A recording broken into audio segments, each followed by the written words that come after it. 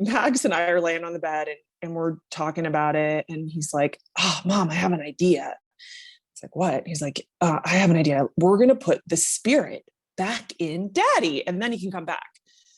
And I was like, "Well, sweetheart, that's not possible. We cremated him." And he's like, "What? What's that?" And I said, "Well, we burned him." And he's like, "What?" My mom has stage 4 cancer in her bones and in her breast. My dad's disease was 15 years, he died of ALS. I made a podcast about death, seemed like the thing to do. And if you're sad by all of this, well, you're gonna die too.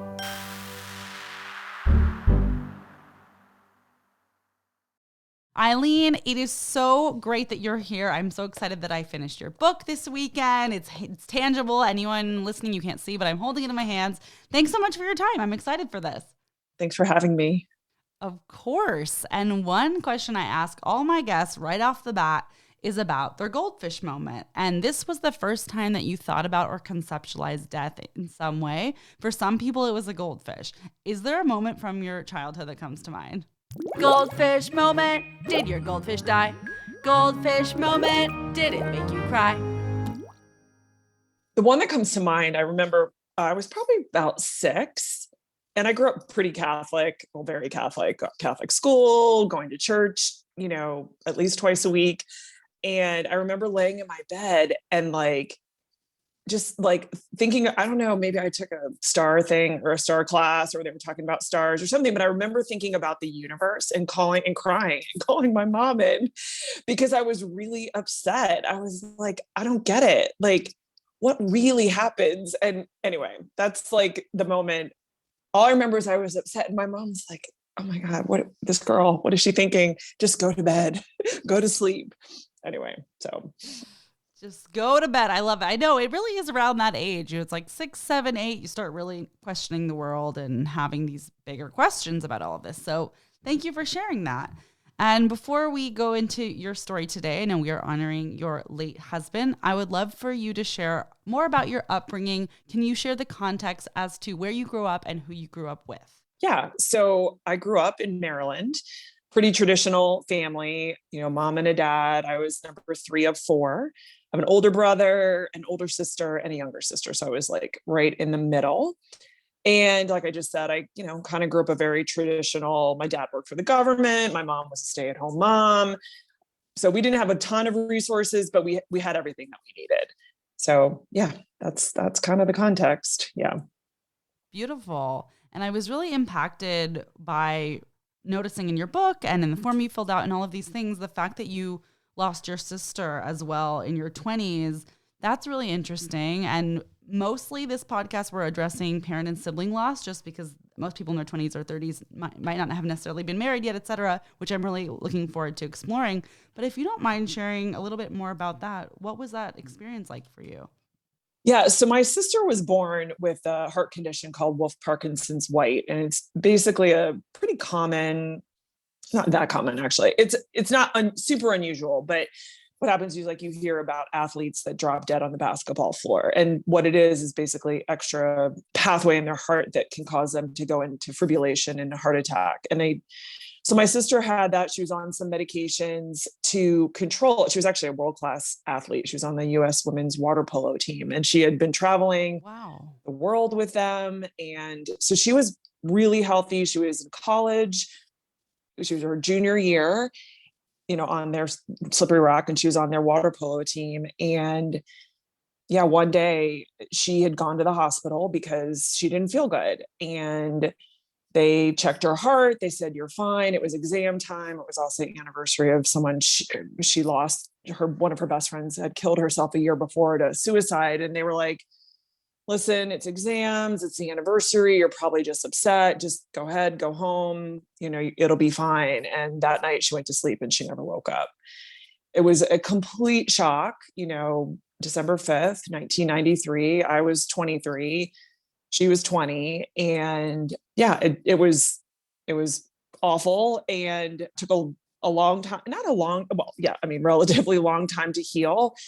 But I feel like, you were just kind of thrown into that healing process of again, questioning where do we all go? What do we all do? So at the time I read a lot of books about near-death experiences. I actually had stepped away from the church. I went back briefly, just trying to figure things out, and came to some, growth and development there. Yeah. So Thank you for sharing that, and how incredible that she was a world-class athlete, and how bizarre that even the healthiest people on earth, we're all going to have something that happens to us, right? And you just think that these athletes are untouchable, but like you're saying, there's a condition, but it was okay, but it's all of these things. Thank you for sharing that. That sounds really difficult. yeah. What was it like communicating with your brothers at that time, and how did your family cope? Yeah, it's interesting, and I think your readership or your listenership or whatever will get this too. It's like, I was a child, right? And my parents were experiencing the loss of their child. And often, even though I was an adult, I was a young adult, typically you lean on your parents, right, for that support. But my parents were grieving even harder than I was grieving. And so I remember this one woman, one of my mom's friends, had said to me, "Is like, well, as bad as you feel, your parents probably feel 10 times worse." And I kind of felt like I was kind of like, oh my God, what do you mean? And then I like thought about it. I was like, oh my gosh. And you probably don't even get that until you have your own kids. And then you're like, oh my gosh. Yeah. It's because it's just so out of the order of life. So because the people I typically leaned on, when I was going through pain, weren't particularly, available, or even it wasn't particularly appropriate, although they were always there for us if we needed. I did lean on my brother and sister a lot. And I feel like we came together, and there's nothing like getting over anything stupid or silly or even important, like, not that we had a lot in the background of our relationships, but it was like, okay, you just never know. You never know when it's your time. So like, let's not waste it, and let's not let silly things get in the way.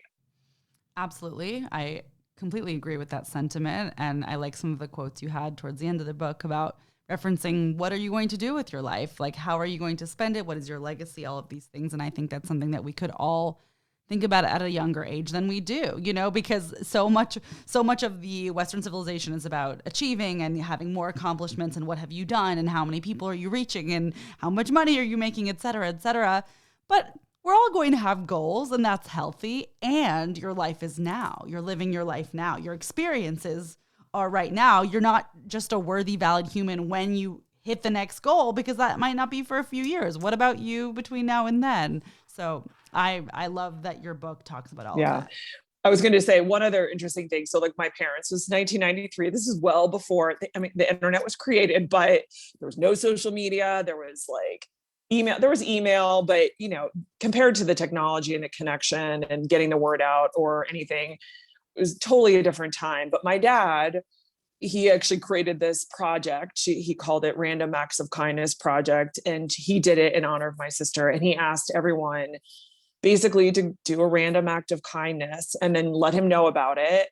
So email him or write him. And then he collected a book, which he put like spiral binded. And he collected a book of like all these random acts of kindness that people did in honor of my sister. So it was, I think that leadership from my parents, and that like what they did immediately, which was when I, however many years later, I can't even do math right now, but whatever, when I was 41 and I lost my husband, those impressions that they made on how they handle it definitely influenced the way I handled it, when it happened again.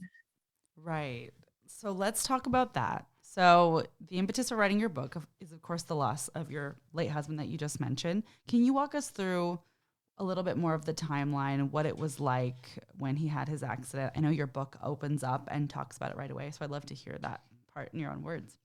Sure. Yeah. So it was December 22nd, 2011. And it was, so therefore, a few days before Christmas. And we were living in Southern California, and my family was all back east, and Brian's family was all back east. So kids had 2 weeks off school. So I flew home early with them so we could visit friends and family and so forth. And then he was coming to join us, and it was our small plane, and his right engine failed on landing. And I had gone to the airport by myself to pick him up because he was Santa Claus and he had all the presents in the plane. So yeah, I mean, it was complete shock. Like I arrived and his plane wasn't parked where I knew it should be parked. And it was just, from that moment on, my life completely, transformed and was nothing that I had expected it would be. So yeah. I appreciate you sharing that. And in the book, you talk about arriving to the airport. And I was taken aback by when you went to go speak with, you were speaking to someone, I believe, at the front desk, and they just simply said, "Oh, man, we believe that plane has gone down." Yeah. Like that. What was that like, hearing those words from a stranger? Just unbelievable. It was like, it feels like almost like, I don't know if it was like technically an out of body experience, but I couldn't, first of all, you like can't hear it. And when you're by yourself and it's a small place and like there's nobody around. And at first he goes, hold on a moment, ma'am. And I was like, that actually was reassuring. I was like, okay, well, if it had crashed, it would told me already. And I had actually gotten a phone call, like while I was driving there, I actually got a phone call from the National Transportation Safety Board, because when you're a pilot, when you land at a private airstrip, it's not a private airstrip, but it's an unmanned, untowered airstrip, you're supposed to call and confirm that you've safely landed. And obviously he didn't do that. So I was the backup phone. And so, but I fully expected, oh, he's just forgot, he's still buttoning up the plane. And then when he said that, and he said, I was like, oh my God. And then there was actually a search helicopter that had actually gone out to, if they needed to airlift him or whatever, they would have done that. And they were coming back. And probably had I been smart enough to know, like, that meant it was not good. But they told me, that there was fuel on the ground and that they needed to back up and it wasn't safe for them to land. Who knows what the true story was? But yeah, it was all just not a blur, but kind of like this just out of body shocking. And I was by myself. So I called my dad. My mom was home with the kids and I was like, Mom, stay calm. My sister was there too. And Dad, please come and sit next to me because we have to wait now. So yeah, it was hell. Yeah. Yeah. I like that you're honest about that. I mean, absolutely is hell. And I'm sorry that you were by yourself. And I'm like, I appreciate that you are open about it and talk about it in your book as to what happened. Because those moments when you do find out about a death are just so overwhelming, right? There's just nothing else like that when you find that out. What was it like going back to your kids that day? I know you described in the book they were making cookies with your mom. Like, did you tell them right away? Did you wait a day? Like, what did that look like? Yeah, I told them right away. They knew I was going to pick them up. So they were fully prepared to hug him and like so excited he was coming. They were they loved their dad. And so how old were they at the time? They were 4. Max was 4, Brooke was 7, and Melanie was 8. So yeah, I walked in the door and they were like, Daddy, Daddy. And I was like, oh my God. And I was like, okay, everyone, let's sit down. I have the worst news. And Melanie was sweet. She was like, oh my gosh, what? Daddy couldn't come. And I was like, no, way worse than that. And, I thought about it. I was like, you don't really have time to think about, it all happened really fast. You don't have a lot of time to prepare. And how do you deliver that kind of message?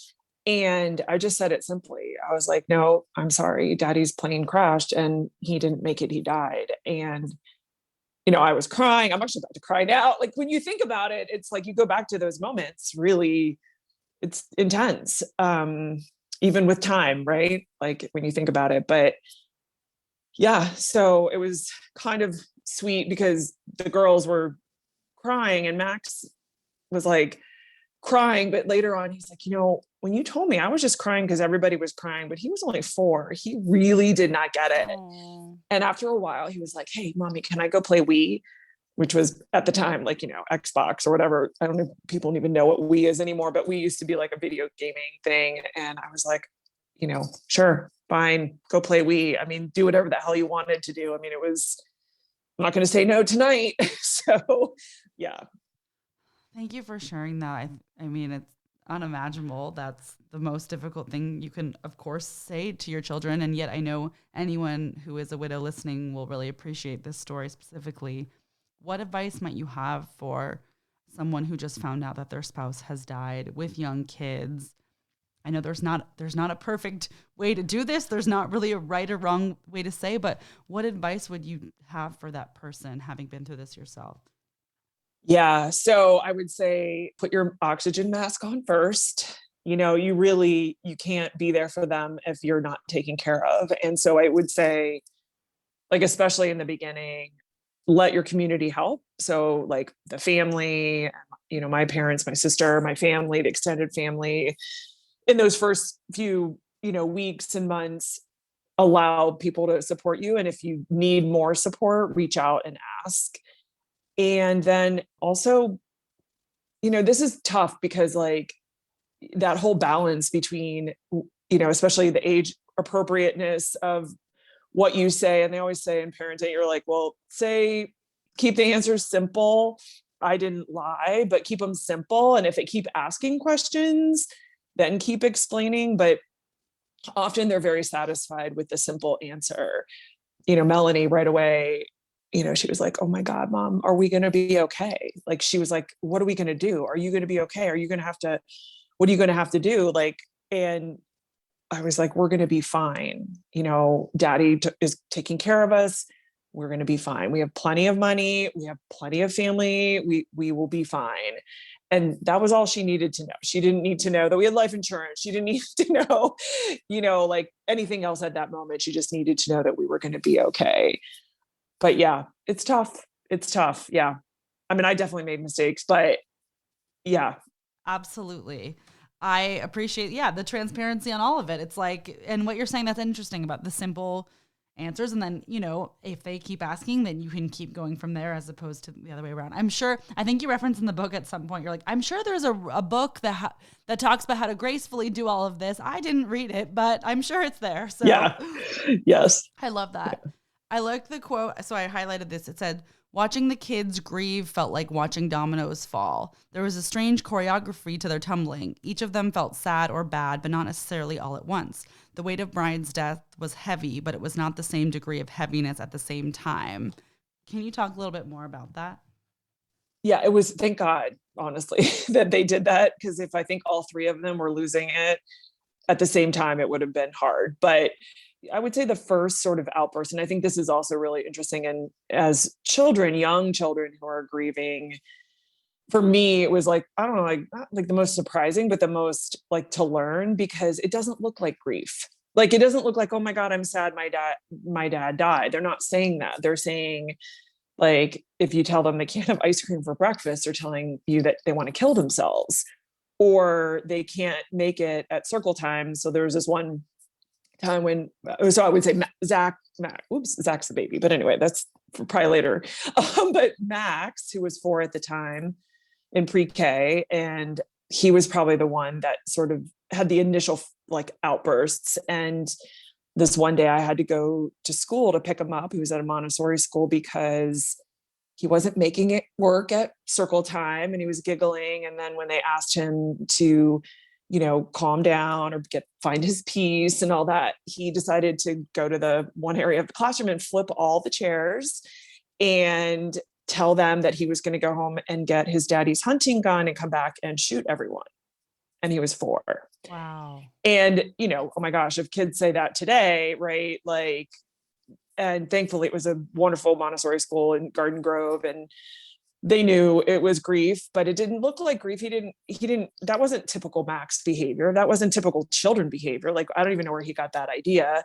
And anyway, I went and picked him up and ended up going to seek a counselor and help me help him grieve. Right. So that was, him. And then he kind of stabilized for a while.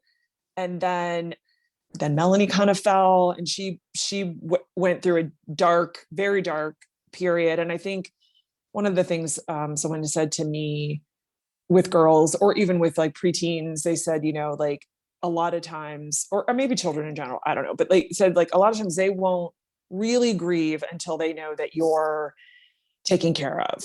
because they don't want to hurt you more.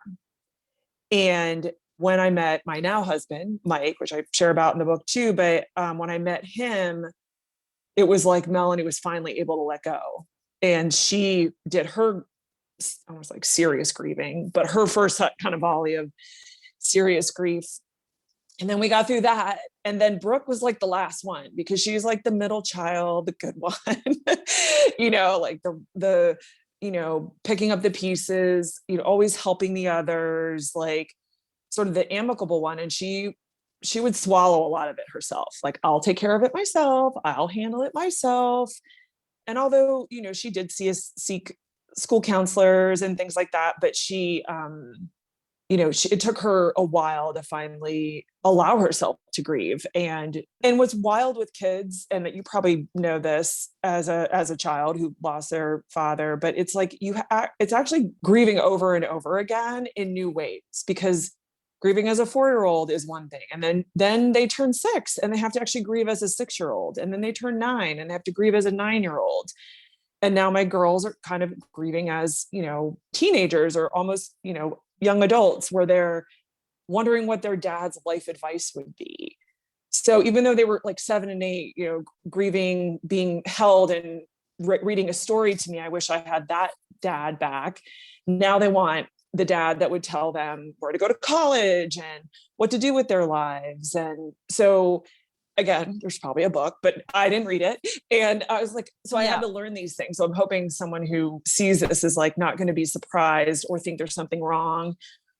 It's like to allow them to continue to grieve the things, even though their life is great, blah, blah, blah, but they have to work through those things and allow for that space. So it was a really long answer. Yes. Yes. No, I love that. And it's so true. And I resonate with what you're saying about grieving over and over again. Of course, every situation is so different. And I was a bit older, certainly at 19. And yet I just resonate with what you're saying. I think that's relatable even to adults grieving. It's like, okay, the first few years, you're just grieving the day-to-day presence. It's so shocking not to have. And then years later, it's like grieving something else, or grieving a different thing that used to happen, or different kinds of conversations. I used to have really long talks with my dad, and I always joke that that's like why I talk so much and so fast and so often, because I'm like, well, I had this person that I talk to every day about a lot of shit, pardon my swearing, and I'm like, I never got it back, and I don't mean that in a sad way, but I'm like, and now I'm going to talk to you instead. I'm going to talk fast because, I don't know. I used to tell him this, so now you're people in my life and friends get to be that person. So whatever. I'm like, that's what's happening. Yeah. How are your kids doing now? So they're now teenagers. It's been 10 years. You said 2011. Yeah. So they're 10 years older. How are your kids now that you've wrote the book? Have you had more young adult conversations? Have they read the book? Are they like, I don't want to talk about it? Like, what does it look like now? Yeah. So it's funny. They're the only people I would have not published the book if they were like, I don't want you to do that, Mom. So I was like, okay. But so they all have had the opportunity to read it. They have all read parts of it. Max is funny. So he's 14 now, and the book came out right at the beginning of the pandemic, which was kind of ironic timing, but he was like, yeah, Mom, that's not really my kind of book.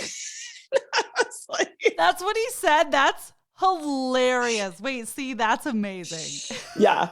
You're like, this is literally about your life and your dad's life. And he's like, I don't know. That's really not my kind of book. That's a memoir thing. But, the reality is too, I don't really think, so Brooke has not read it. She's read parts of it. She actually wrote the prologue, but, and she's read parts of it, and I've shared with her what's in it. And she was fine for me to publish it and all that. But she's like, it's hard. And it's my perspective, right? It's a memoir. So it's obviously written from my point of view, and they have their experience of those events. And I think they're kids still, even though they're young kids, and maybe they will read it one day and maybe they won't. I'm okay with that. But I feel like I don't know if they're ready to hear what it was like for their mom. Right. It's again, that it's like a weird boundary that sometimes you have to draw or want to draw. And I don't know what it was like for them either. Right. Like I'm not a child who lost. I still have my dad and mom. So yeah, that's the story of them reading it. But they're all very supportive. They were all very, very sweet and supportive of me and my pursuits. Yeah. That's so sweet. I love that. That's really cool. And it's really incredible that you did write it. And I always say this to people who write books, not that I talk to people who write books all the time, but just if someone on the podcast did write a book, I'm like, so many people have a life goal of writing a book. They want to, they say they're going to do it. Everyone kind of wants to, but like, no, not everyone does. Most people don't. So huge congratulations that you did it. It's here. It's in my hands. People can purchase it. Like, do you just feel so proud of yourself that it's out in the world? I think it's incredible. Yeah, it's a lot of work. I'm one of those people that like I said I would, so I did, and I got help. So just so we're clear, I did not do this on my own. I had a great co-writer, Christine Vadden, who helped me with it. Because otherwise, honestly, it probably would still be an idea in my head. But like, I was like too embarrassed not to do it. I had like told enough people that I was going to do it that I was like, if I don't do it, it's like actually now embarrassing. So I better get what I need, help I need, and get it done. So yeah.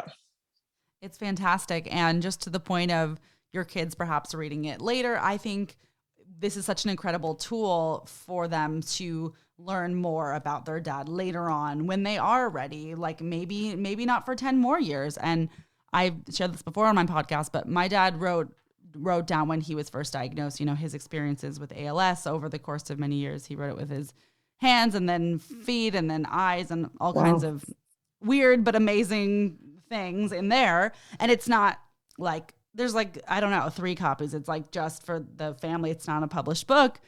And yet I didn't read it for 10 years. I read it last year during the pandemic. It was the 10-year anniversary of his death. And what a weird time, and being home and all this stuff. I was like, okay, now's the time. And I really appreciated getting to learn so much more about him later. And that happened when I was 29. I was like, okay, I'm like ready to really delve into this. And so maybe your kids, you know, in 10 years or 20 years will be, and I just think they'll be so grateful that this exists. Yes. And I'm sure they are now too, but that's really my random thought of the day. Thank you. Yes. No, it's so cool. And isn't that interesting? Like, I don't know why I didn't read it for that long. I also felt that it was the last piece. There was something really magical about knowing I would have that to look forward to. Yeah. Because after that, what else is there? And yet, on the flip side, like what we said before and what your book talks about living life to the fullest, I had a realization too of like, well, it's been 10 years. What if, God forbid, something happens to me or to the book? Or, I mean, I don't even, this was before PDFs. Like, it's on what paper. if it burns somewhere? Yeah, like, and I've never read it. Like, that wouldn't be good either. So I was like, okay, we're going to do this. Good. Sorry, that's my long tangent to you about that. What else did I highlight? You said letting go is as much a part of legacy as deciding what to carry forward. I'm obsessed with that. What aspect of your grief do you feel like you have let go? Honestly, being attached to him. Because, you know, I didn't even know that I was attached. It was sort of like we were in relationship and I was attached to the way that was. And in attaching myself to, you know, being Mrs. Brian Robertson, you know, that was a whole storyline, right? Like I'm a wife and I'm a wife of him, and what that, you know, how that shapes my identity. And, you know, and funny, because like in the beginning, I actually thought for real that I was going to have this spiritual marriage with him, that I was like never going to open up. I actually really thought I was meant to only be with him. And that was it. Like I was clear, and I gave that up as well. I think it served me at the time to have that commitment. And what's interesting is it doesn't look like when I said it in the beginning, like, but I still have that relationship. I wrote a book. I speak about death. I share about him. I share about his legacy. He was a pretty amazing human being. I allow for his children, you know, or like our children, but like support them in that. But like I hold on to things and carry those things forward. But the identity of Mrs. Brian Robertson, I let that go. And in letting that go, I opened myself up to what was next. And that took something to let that go. Like that wasn't like easy. I'm not saying that that's an easy thing to do, but it was worth it for sure. Right. I love that. And can you talk a little bit more about the guilt and then joy you found when you met Mike? I appreciated the honesty there. You're like, well, there was like guilt at first, but then you found this happiness, which congratulations that you have done. I would love to hear more about that. Yeah. So, it's funny because I don't think a lot of widows talk about this, but there's a lot of love, right? Like whenever anyone loses something, right? Like, oh my gosh, there's the widow, right? And there's the young widow. And oh my gosh, she has 3 young children, and a lot of like extra care and support, which is 100% needed, right? Like, don't get me wrong, I wouldn't have survived without that level of care and support. But then it's sort of like, am I going to play the young widow victim, forever? And eventually I was like, that will keep me stuck. It sounds maybe whatever, but like, you have to give up. Like, oh my gosh, maybe people aren't going to love me as much, or people aren't going to care for me as much, or people will think I don't need them anymore. Or what will they think of me? Like, oh, she's moved on too fast, or she never cared about him, or how could she possibly love someone else? Like all the things, right? So it's like a whole, and then also for me, I like got really lucky with Brian. Like, he was a great guy. He loved me, and I can be a piece of work. I can be like a piece of work.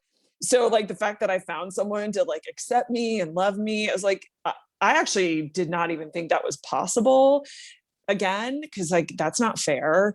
What about my single girlfriends? Like, oh my God, how could I find 2 great guys and they'll find none? Like, I mean, like, there's just so many stories about like, okay, it's not possible. He'll never live up to him. How will you balance it? Right? Like, how will I balance loving Brian and loving someone new? Like, there's probably a book on that, but I didn't read it. And I was like, how do you do that? And I think it takes a really, really special guy. And I found him, and his name is Mike Hamra. And I think one of the keys was like, he was just really secure in himself, and he did not find Brian threatening. And he really allowed for me to love him and and express that. And, he actually would say, he even said, he's like, I'm really grateful for Brian. He's like, he has this amazing family that I get to step into. And I think that's, maybe not everybody is that lucky, but I was that lucky. And I totally believe Brian set us up, and details are in the book, but so I love it. I think it's honest and it's awesome. And it's so unreasonable to think that you would like, okay, so you're going to be alone forever because of that. Like, no, it's like, it's of course unreasonable. And yet I imagine there's just so many complications, like you said, and maybe people offering their comments or their thoughts that perhaps like weren't welcome, but that is in relationship to death in general. People have comments and opinions on things that they would like to share. I always think of one of my sister's best friends a few years ago. When they were 25, she'd been dating her high school sweetheart for 10 years, and he was a police officer, and he died in a car accident. And of course, that's a very sad story, like all of these stories are. And, it's been 3 years, and she's, in a relationship again, and like hearing what people's opinions are on it. It's just interesting. It's like, well, of course, she was 25. And everyone knew them together for 10 years and all of these beautiful things. But okay, so she's going to be alone forever from 25 to 105? No. So it's a part of life. All of this is the messiness of life.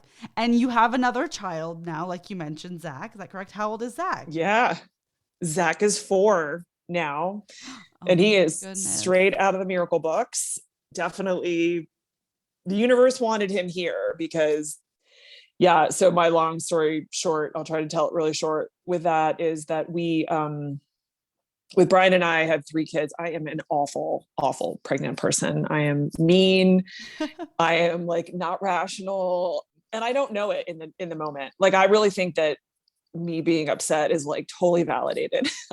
Brooke tells this one story, like, she's like, I got grounded because I wouldn't chop up the bananas, Mom. I was like, because I asked you to chop the bananas and you would not chop the bananas. And I did, I grounded her, but it was like completely That's reasonable. amazing. Anyway, I'm a bitch when I am pregnant. So I was like, I'm good. We're done. I tied my tubes, 37, 3 healthy kids. I'm blessed. Good, good. And then Brian passes 4 years later, and I meet Mike, and he has no children. And I also never thought that was going to happen, because when I did open up myself to thinking about maybe meeting someone someday, it was certainly not a single guy who had never been married and didn't have children. So I met him, fell in love, or falling in love. And one of the big questions was like, are we going to have a family? And I was like, I got 3 kids. You could have those. Like, they're looking for a dad too. And I'm like, but he, he wanted his own. And if tables were turned and it was an opposite scenario, I probably would have wanted that too. So I was like, okay, I got to look and see, because I really did think it wasn't possible and I might die if I tried. But turns out I went to the doctors and they were like, no, it's not impossible. It's not probable, but it's not impossible. And you could certainly do it with donor eggs if you wanted to try, but it's, again, not impossible. So we went through about a year's worth of IVF, and, it worked. It was straight up. I had my egg retrieval on my 46th birthday. That whole, like, you only need one, which I hated hearing every single time you try. You're like, we only needed one. It was one healthy embryo. And then we had to get him to stick, and he stuck, and he was 11 pounds, 5 ounces. Wow, that's a big baby. He was huge. I wish he had been 2, because then he'd have a sibling his age, but we're done. Yeah. But he's great. He's wonderful. And he really is I share about this in the book a little bit, but it's like that whole idea of like trying to fix something, like especially a family that's broken, right? And you can't fix it. There's no way to fix it. But in creating something new, and especially a new life, I had no idea like the healing that creation would have. And he is like all of ours, right? Like, he's Melanie, Brooke, and Max's biological brother, and he's my biological son and Mike's biological son. And although, biology's, overrated sometimes, not that important, but it is, in our story, in our example, a really great, wonderful addition. So it's sweet. Beautiful. Congratulations. Thanks. I love that. Thanks. That's so cool. It's awesome. And like, I don't know. I always wish that I could have a way younger sibling. I feel like a lot of people want that. I was always like, I remember to my mom, like being like, can I please have another one? And now I understand as an adult when moms are like, no, about that. It's not just like, I thought at the time, like, that's so selfish of her. I'm like, no, that's like a big commitment. It's not about me. So it's funny as you get older, you're like, oh, that's why they said no. Well, I have cured the empty nest. So if there's anyone, I was like, I'll be like 70. I'm like never going to be an empty nest. Wow. I don't know if I'll actually be 70. What was I? I love it. I don't know what I'll be.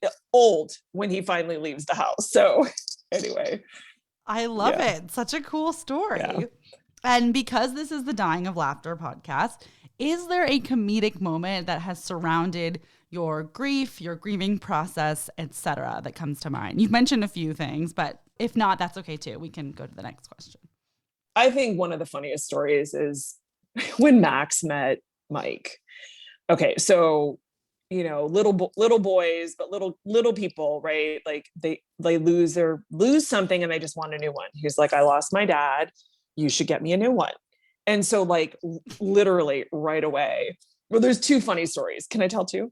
Yeah, of course. Okay. Yeah. So this one, speaking of right away. So I think Brian, this must have been like within the first 2 weeks of Brian passing, and we're laying on the bed. Max and I are laying on the bed, and we're talking about it. And he's like, oh, Mom, I have an idea. It's like, what? He's like, I have an idea. We're going to put the spirit back in Daddy, and then he can come back. And I was like, well, sweetheart, that's not possible. We cremated him. And he's like, what? What's that? And I was like, well, we burned him. And he's like, what? You did what? You burned him? I mean, like, you don't even know what you're saying. You're like, oh my God, like, what the hell? I'm like, okay, I'm sorry. And then he's like, okay, well then fine. You're going to find me a new one. And I was like, a new daddy. And I was like, okay. And he's like, and just make sure he's not a midget. And I was like, a midget? That's such specific information. Specific, very specific requirements. I'm like, no midgets. And anyway, he'd been watching Elf because it was Christmas time, and the main character is like really mean and comes in and yells. Anyway, so that was that. And then he was like my scout, right? Like we'd be at the airport and he'd be like, see some really cool guy and tattoos and look like he was in a rock band. He's like, I want one like that one. So I meet Mike, and we dated for a few months, and I was like, okay, well, if it's ever going to work out, you have to meet the kids. And so we're going to meet Mike for the very first time. And Max is like, awesome. He's like, we're going to go meet my new dad. And I was like, oh my God. I'm like, Max, please do not say that. He's like, yeah, well, we're going to go meet him. And I was like, if you say that he is your new dad when you meet him, he is going to like turn around and walk away. So anyway, we get to the airport and he sees him. He's like, oh my God, he's awesome. I knew he was going to be awesome. And he opens the door and he's like, you're awesome. I knew it. I knew you were going to be awesome. And it was just, that's so cute. It was so cute. It was so sweet. And I was like, oh my God, I have no control over this or him, but he was adorable. So he was my dating scout, and he was right. We were going to meet his new dad. Just he was the only one who knew it. So. Oh my gosh. I love it. Wait, that's a really cute story. Kids are just so innocent and cute, and they just say like all the right things and the wrong things and everything in between. Yeah. I just love it so much. What was the most challenging aspect of your grief and the most joyful aspect of your grief, if there's something that comes to mind? Actually, that's a perfect question, because it is actually the combination of the two. Because actually being able to hold both joy and sadness at the same time has been my biggest grief/joy growth opportunity. And I actually didn't even think that was possible, because I think there's like some, like they'll say, oh, there's scientific proof, like you can only be happy or sad because it's like the same part of your brain or something. I don't remember, but whatever. But really, there's been so many times that, I mean, honestly, the birth of Zach, like, honestly, like that would not have happened if Brian had not died. And that was so joyful and so sad at the same time. It was interesting. Mike actually has adopted the kids, and we're at the courthouse and finalizing the proceedings. And there's all these like children in the courtroom being adopted. And it was like, what a beautiful moment, right? For the kids and for Mike and for me to really like have them step into that formal like relationship. But on the right there beside, it's like the flip side of the same coin. It's like, but we should, like there's always this like, but this shouldn't be happening, right? This wouldn't be happening if Brian hadn't died. So sometimes that is more difficult than others. I would say the adoption was really difficult because it was sort of like, ooey gooey feelings of like, we didn't have a cake, right? And then there's other times where like, obviously Melanie, or the birth of Zach, we're in the hospital and Melanie is holding him. And she's like, oh my God, I did not know I was going to love him this much. And you're like, so much joy. So I love that question, because it's one of the things that I think we all need to embrace more, is like to be able to be happy, and not, when you're happy, even if it's because something sad happened, it's really okay. It's really okay to hold both and practice that and build that muscle, and not deny the other side. Because I feel like that is, if you deny being happy or deny being sad, then it'll just come back to bite you in the ass. So, right. Yeah, the juxtaposition of both is so beautiful and powerful and weird, yes, and awesome, and just all of the things with life and all the things that come with this bizarre, amazing life. And I love the last sentence of your book. You said, you stand now at the forefront of an extensive legacy. What story are you writing? I feel like that's a powerful question for listeners to think about as they're driving or walking or wherever they're listening. What story are we all writing? In your case, you are writing this story, Time to Fly. Eileen, where can people connect with you online and buy your fabulous book? So the book is available everywhere books are sold. It's distributed by Simon & Schuster, so published by Book Tricks. Yeah, so you can connect with me on all the social media. I'm on Facebook, I'm on LinkedIn, I'm on Instagram, I'm on Twitter. My website is my name, EileenRobertsonHamra.com. I also have another website, FitTogetherLLC.com. Yeah, so. Thank you so much. And can you share a little bit more about your upcoming retreat in Costa Rica this May for people in transition who might be interested in learning more? Yeah, so I'm super excited. It's going to be in the Nosar region of Costa Rica at this amazing yoga retreat center called Blue Spirit. And I've hosted a retreat there with one of the other co-hosts with me, Debbie, who's actually mentioned in the book, but she's also a family therapist, a social worker, a master, truly, and my business partner, Melissa. And we're going to come together. It's going to be amazing, amazing food. We're going to do some yoga. We're going to do some zip lining, some surfing, some wonderful transformational retreats. Like this place, like even if you go there and do nothing but sit in the resort, you will be transformed. It is a magical, magical spot. Love it. If you want to join us, yeah, not to be missed. It's amazing. So thank you. Awesome. And information about that is on the Fit yes, site? On the Fit site. There's a little tab on the retreat, or just. Will you say the name of that site one more time? It's FitTogetherLLC.com. And you can just reach out to me too, and I'll happy to forward links or whatever. But I feel like who could not use a retreat after this pandemic, right? So, we're all grieving in some way. We all lost something. If it wasn't a human, then something we counted on. So yeah, this is opportunity. So true.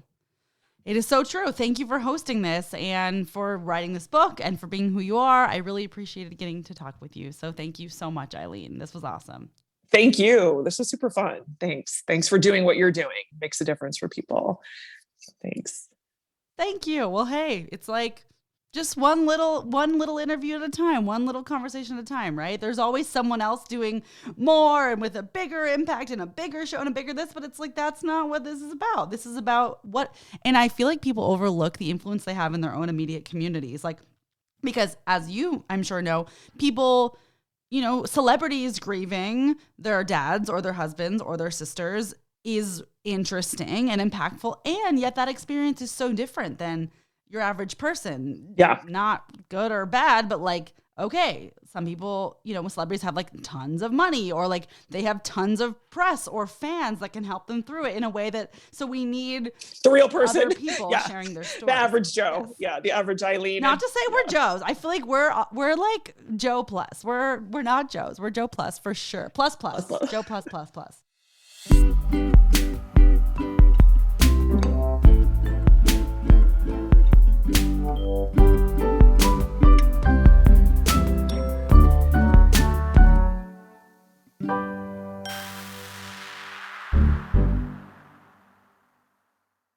Yodo, you only die once.